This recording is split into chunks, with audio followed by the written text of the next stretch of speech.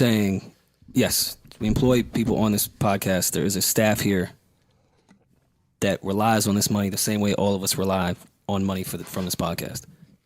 When you left Complex, I do know there was people there that were probably not Complex employees. They were, 1099. You getting hired for that specific thing. And I remember Everyday Struggle to be a pretty popular fucking show. Did you feel that same way when you left? Well, same way. There's a lot of people that rely on Everyday Struggle right now, outside of myself, that have built their career around this. If I leave here, maybe they'll miss a steady paycheck because it was an everyday show. So I'm sure a lot of people that were gaffers and camera guys or whatever, that was a consistent paycheck. It was like, all right, I can't even take gigs right now because I got to do this shit Monday through Thursday. I'm glad you asked that. Let me clear up a common misconception. And I wasn't coming to ask you. I'm just curious if you thought that. I would never feel like you coming at me. Here's the kicker. I never left Complex. I never voluntarily left Complex. I never said, yo, I'm not coming into work at Complex. That's not what happened at all at Complex. I understand that when I come in here, and that's what I'm saying about there being an art to shaking a tree. I come in here and I go on these rants. Okay, let me pause before Joe finishes his thought. So what Rory tried to bring up in terms of like a retort, he was trying to basically say, hey, I stopped showing up to this podcast, and yeah, it was to prove a point in this and third, and yes, I was in my feelings, blah, blah, blah. And Joe was like, you abandoned the podcast. And because Joe was coming at him like that, he said, well, Joe, when you had your issues, because I think, here's the fucked up thing. They think they're pulling a Joe move by not, like, when they thought they were sitting out, they think they were pulling a Joe move. So they're looking at Joe like, yo, didn't you do the same thing at Complex? Right? Now, let me give and I'll let Joe speak after, but let me give you the Complex story. By the way, half of the reason why I stayed at Complex, y'all heard of the other half with, vote is that cool, whatever. But half of the reason were those people I worked with. And by the way, remember I had no really on camera, really professional out there industry training. A lot of these guys who are working with my mic man, salute to my man Dre, salute to my camera operator, the director, salute to Greg, like all the people who I still love so dearly, all the social editors we've ever had, salute to all the producers, salute to all of them. It was an individual opportunity, decision for me to make. When Joe left Everyday Struggle, if I left too, Everyday Struggle would be done. There would be never another episode. And obviously, as I said, there's another 50% of it, but 50% of it was like, yo, these people, they're my team. And it was the biggest lesson I had to learn. I had to step up as a leader. And I used to just chill back and not really say nothing when Joe was around, because I was learning the ropes so much. And I just remember when they were basically even the execs, they were like, yo, we're giving this shit to you. And I realized I had to take it up on myself, you have to be a leader. And in deciding that and seeing how many people did, I had so many good relationships with them. And also I was caring about their jobs and everything. By the way, it's the same thing with Everyday Struggle going off air permanently. When we had that last conversation, me and Complex executives, the first thing I said is, what happens to my staff? What happens? I said, what happens to Roger? He's our producer. What happens to him? He used to salute my man Roger. He used to work at Double XL. I said, what happens to him? He left Double XL to come work with us. It's not going to rub me the right way. I'm going to be good. It's not going to rub me the right way if you're going to tell him he's fired and whatever. They made a personal promise, which, by the way, I think they did a really good job keeping up with. They said, Roger, we're going to reassign him. He'll still be within the company. These other people, will move them around. We're not going to throw people that used to get paid off of your show into the streets. And I felt that was a good thing by Complex, and I took that news way, way better. You get me? So going back to when Joe left, I think Joe had his own situation with Complex, but I could tell you, for me, what Rory's saying, that was a decision for me. I think Joe was in a very different situation with Complex that possibly didn't involve those coworkers. But I'll let him speak now. And you pull from it what you pull from it. But if you pull the wrong shit, then you miss the whole thing altogether. Rory, before that Complex job started, it was a Monday through Thursday thing. And if you paid more, then we could do Fridays. They started pulling tricks with the Friday. I still was showing up Monday through Thursday. I remember. And I just wasn't coming in Friday, and then they pulled the shenanigans. I meant the renew. The re-up on. But there was the no renew because the company decided not to renew my contract because I wasn't playing ball with Fridays, and I was costing them money. Well, there's a little bit. It's not my place to speak on that, but trust me, I got a Complex. I was like, yo, we get this nigga back. Again, their dealings, I'm going to leave it up to them unless I'm brought into it, but okay, whatever. I'm not going to jump in and say anything. I can never feel like the way you're saying because I'm aware that the show must go on. Even if you created it. Boy, talk about a hard pill to swallow there. The show goes on even if you created it. That is a fact. So when we as men go to bed at night, we got to face with back to that replaceable shit Maul said earlier. Well, we're all replaceable. So now the question is, who you replacing me with? And that's what it was. Hey, you could get rid of me, but in getting rid of me, you better know that you got a seat to fill. And they tried it. They brought in Star, the most controversial, the father of niggas. That's it. Acting Star? I'm sure the suit said smash. What happens is not smash. Oh, bring somebody else in. But that's not because I was like, fuck y'all, suck my dick, I want to ruin the show. I thought that was the best thing ever created. Oh, no. The suits handled it wrong. That's where a lot of my past resentment towards y'all come from. Let me translate what Joe is saying here, too. Joe is saying here, let me show y'all another reason why, if y'all thought what y'all did is the same and you're going to liken it to what I did at Complex. First of all, and he said some business stuff. Again, I have no comment about that unless my name is brought up. I have no comment.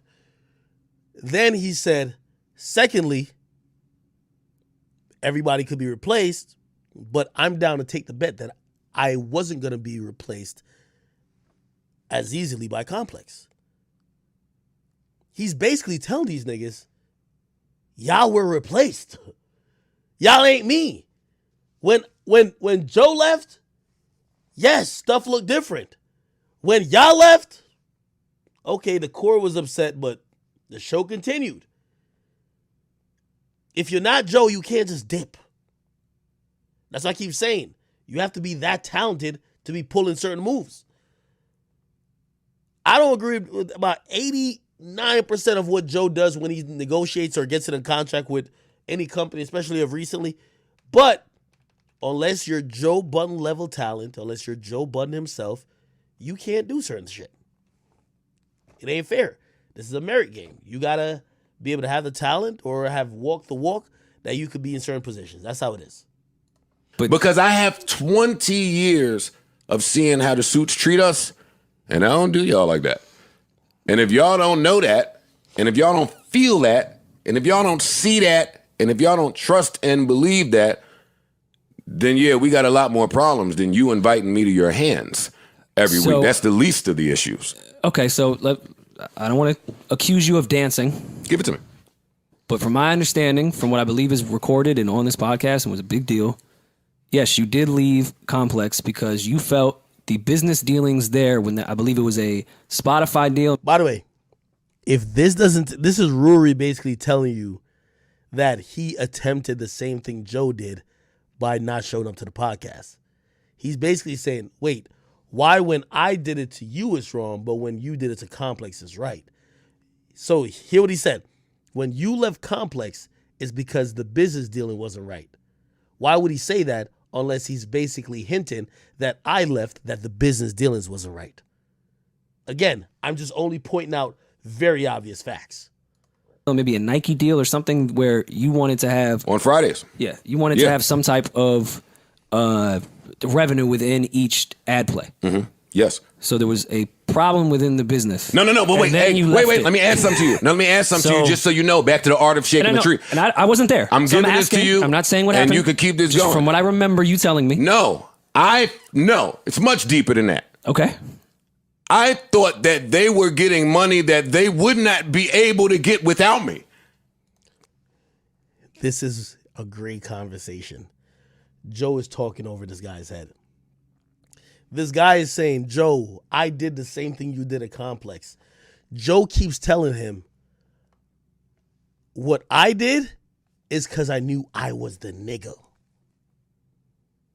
Remember that. That's all he's telling that nigga Rory. I did that shit because I knew I was the guy. I knew if I stopped doing that, they can't get that money without me. That's what Joe's telling him. Nigga, Joe, me and Joe talked. Like, without saying too much, like, I don't want to say too much.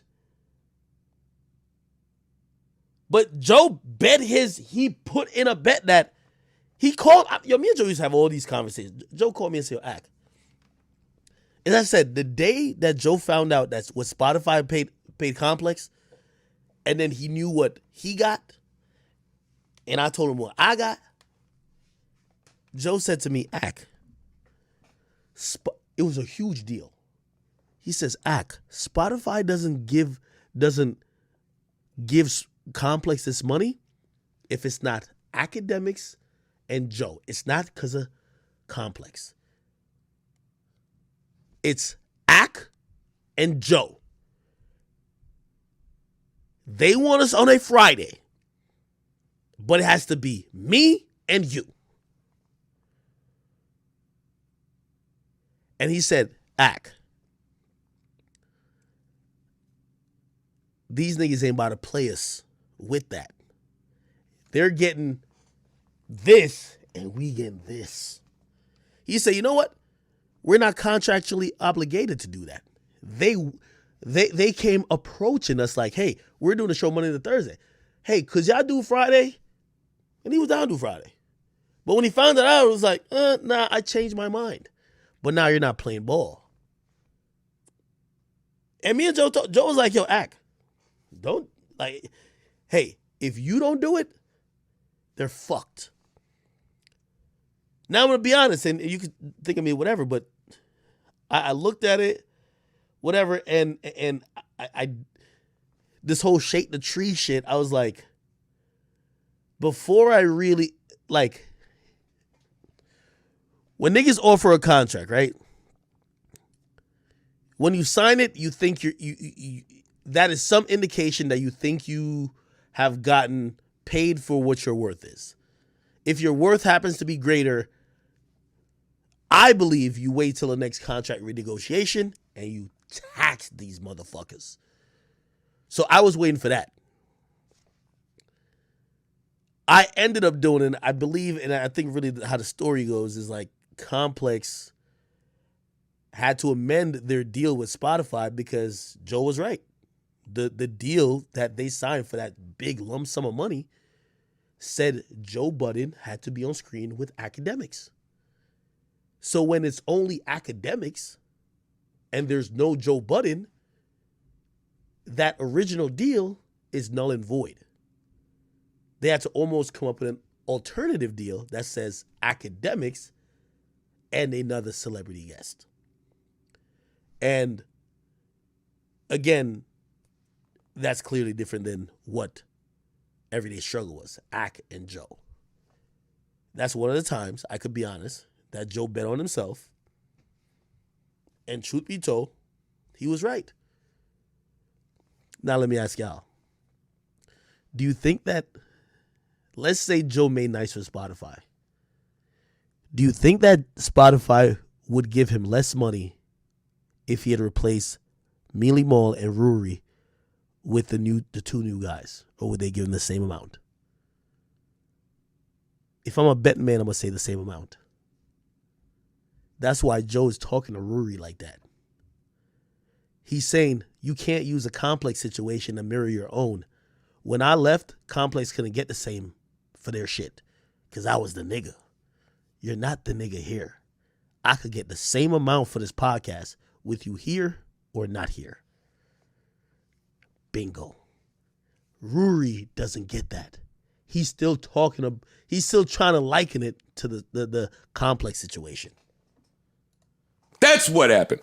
I thought that they were procuring deals that were solely predicated on my presence.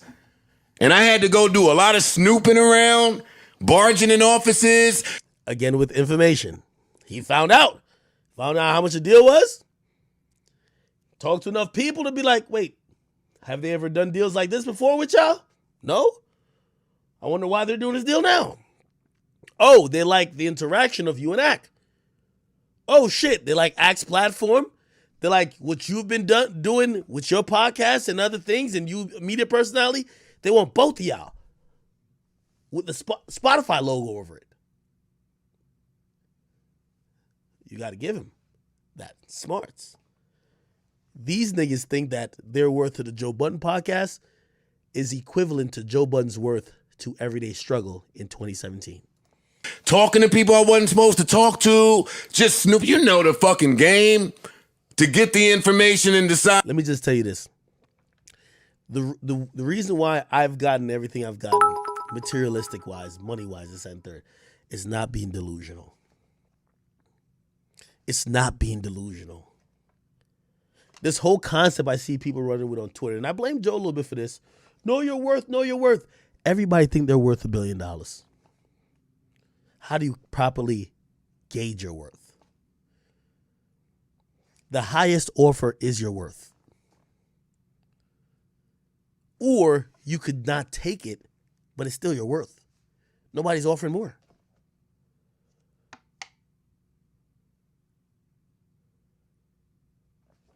Remember that. All right. You know what? All my chips into the table. All my chips into the table. I'm moving. And by the grace of God, at Complex at least, I was right. I was right. They put somebody else in the seat.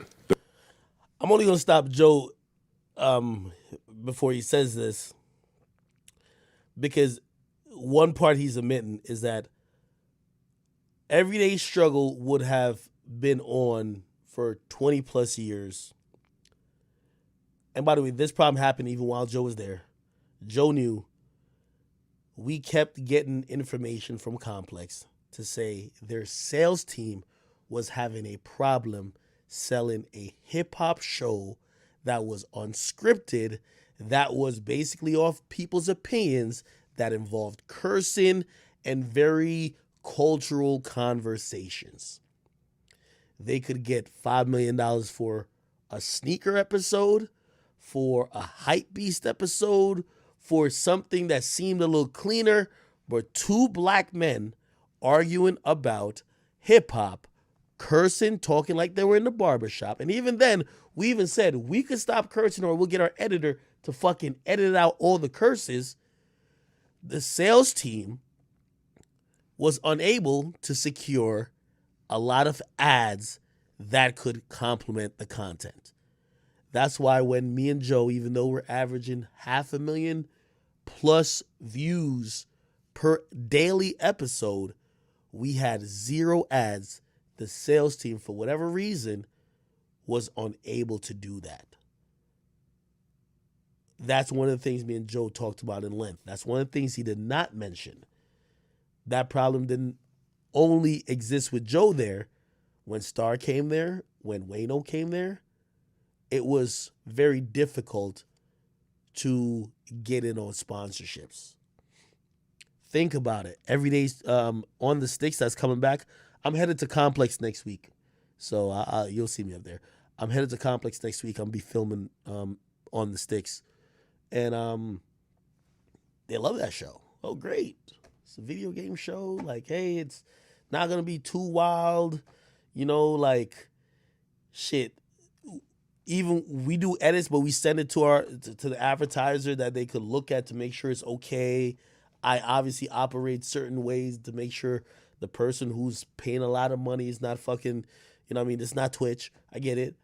But again, when it came to Everyday Struggle, they had a problem with that. They had a problem with trying to get all that going. I'll let Joe continue. The money disappeared. No, we're not paying for that. That is not what we purchased. I was home saying, hip, hip, hooray! Hip, hip, score 1 for the good guys. The suits did the wrong thing. They tried to just make a move based on the money, ignoring niggas' feelings, and you lost the money. That's what happened at Complex. Spotify, I was unhappy a year and a half before the contract. In year 1, I was unhappy. In year 1, they came back, shot niggas some crack, said, hey, take it. We said no, they got funny. I had another year and a half to go. And y'all, in conjunction with, had another year and a half to go. I finished it. And at the end of it, when we had, hey, y'all know I was doing a countdown. It's probably 20 podcasts left at around 14, maybe 11. I'm going to get to it.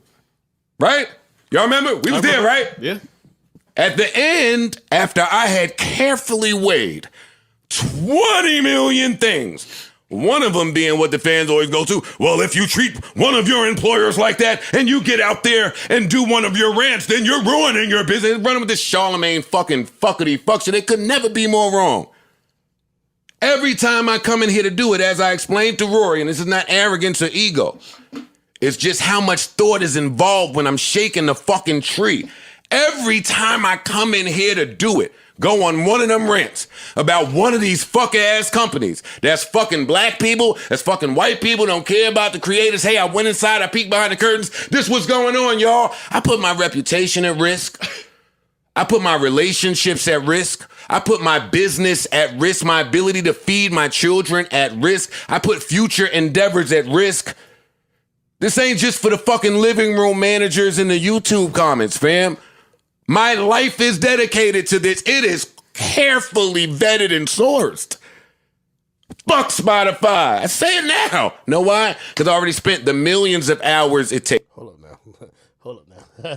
And looking at the thousands of variables that could exist in me saying, hey, wait a minute. What if I say fuck Spotify? Wait, hold up now. We might cut this off.